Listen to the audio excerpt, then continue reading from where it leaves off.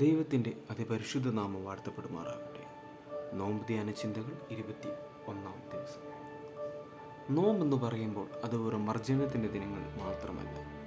നമ്മുടെ ജീവിതത്തിൽ എന്തൊക്കെ പ്രതിസന്ധികൾ വന്നാലും അവയെ അകറ്റി നിർത്തുകയും കൂടുതലായി ദൈവത്തിലേക്ക് അടുക്കുകയും യേശുക്രിസ്തുവിൻ്റെ ആളത്വം മനസ്സിലാക്കുകയും ചെയ്യേണ്ടുന്ന കുറച്ച് ദിനങ്ങളായിട്ട് നമുക്ക് നോമ്പിനെ മനസ്സിലാക്കുവാൻ സാധിക്കും. അല്പസമയത്ത് ദൈവവചന ചിന്തയ്ക്ക് ഞാൻ ഇന്ന് തിരഞ്ഞെടുത്തിരിക്കുന്ന വേദഭാഗം എന്ന് പറയുന്നത് വിശുദ്ധ യോഹന്നാൻ എഴുതിയ സുവിശേഷം 5-ാം അധ്യായം 25 മുതൽ 29 വരെയുള്ള വാക്യങ്ങളാണ്. വിശുദ്ധ യോഹന്നാൻ എഴുതിയ സുവിശേഷം 5-ാം അധ്യായം 25 മുതൽ 29 വരെയുള്ള വാക്യങ്ങൾ നമുക്ക് ഏവർക്കും വളരെ സുപരിചിതമായിട്ടുള്ളൊരു വേദഭാഗമാണ്. മറ്റ് സുവിശേഷങ്ങളിൽ നിന്ന് യോഹന്നാൻ എഴുതിയ സുവിശേഷത്തെ വ്യത്യസ്തമാക്കുന്നത് അതിൻ്റെ ഉള്ളടക്കത്തിലും രചനാശൈലിയിലും കാണപ്പെടുന്ന വ്യത്യാസങ്ങളാണ്. മറ്റ് സുവിശേഷങ്ങളുള്ളതുപോലെ തന്നെ യേശുക്രിസ്തുവിൻ്റെ ജനനം, ജീവിതം, മരണവും ആണ് ഇതിൽ പറയുന്നതെങ്കിൽ പോലും എഴുത്തുകാരുടെ രചനാശൈലിയുള്ള വ്യത്യാസങ്ങൾ മൂലം ഇവയെ നമുക്ക് സമവീക്ഷണ സുവിശേഷങ്ങൾ അഥവാ സിനോപ്റ്റിക് ഗോസ്പൽസ് ഉൾപ്പെടുത്തുവാൻ സാധിക്കുന്നതല്ല. കൊടുങ്കാറ്റിൽ ആടിയുലയുന്ന കപ്പലിന് ഉറപ്പ് നൽകുക എന്നതാണ് ഒരു നങ്കൂരത്തിൻ്റെ ഉദ്ദേശമെന്ന് പറയുന്നത്. അപ്രകാരം നമ്മുടെ ജീവിതമാകുന്ന യാത്രയിൽ ഏതൊക്കെ തരത്തിലുള്ള പ്രതിസന്ധികൾ വന്നാലും ആടിയുലയാതെ അടിയുറച്ച വിശ്വാസത്തോടെ ജീവിക്കുവാൻ ഓരോ ക്രിസ്തീയ വിശ്വാസി എന്ന നിലയിൽ നാം ഓരോരുത്തർക്കും സാധിച്ചേ തീരും.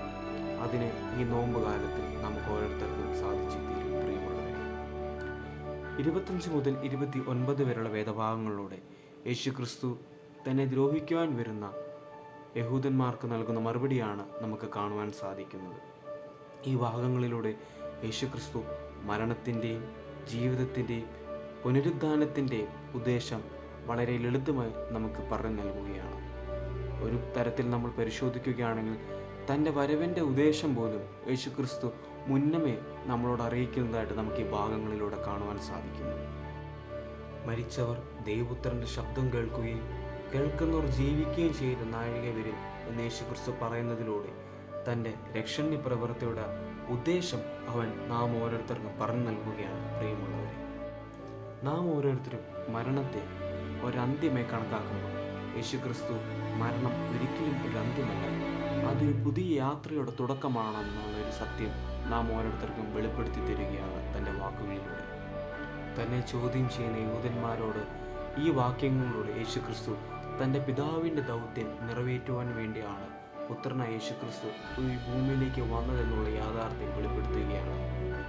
ഒരു തലത്തിൽ യേശുക്രിസ്തുവിൻ്റെ മരണത്തിന് മുൻപ് തന്നെ അത് വരച്ചു കാട്ടുകയും അവൻ്റെ പുനരുദ്ധാനത്തെയും രണ്ടാം വരവിനെയും അടിവരയിട്ട് ശക്തമായി രേഖപ്പെടുത്തുകയാണ് യേശുക്രിസ്തു.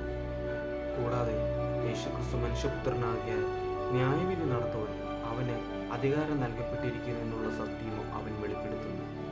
നന്മ ചെയ്തവൻ ജീവനായും തിന്മ ചെയ്തവൻ ന്യായവിധിക്കായും പുനരുദ്ധാനം ചെയ്യുവാനുള്ള നാഴിക ഉടൻ തന്നെ വരുമെന്നുള്ള സത്യം അവൻ ഈ മറുപടിയിലൂടെ നാം ഓരോരുത്തർക്കും പകർന്നു നൽകുകയാണ്. പ്രിയമുള്ളവരെ, കാലം വെളിപ്പെടുത്തേണ്ടുന്ന സത്യത്തെയും അവൻ്റെ വരവിൻ്റെ യഥാർത്ഥ ഉദ്ദേശം മുന്നമേ തന്നെ അവൻ പ്രവചിക്കുകയും ഓരോരുത്തർക്കും പകർന്നു നൽകുന്നതിലൂടെ അവൻ തൻ്റെ വരവിൻ്റെ ആധികാരികത എന്തെന്ന് നാം ഓരോരുത്തർക്കും പകർന്നു നൽകുകയാണ് ഈ വാക്യങ്ങളിലൂടെ.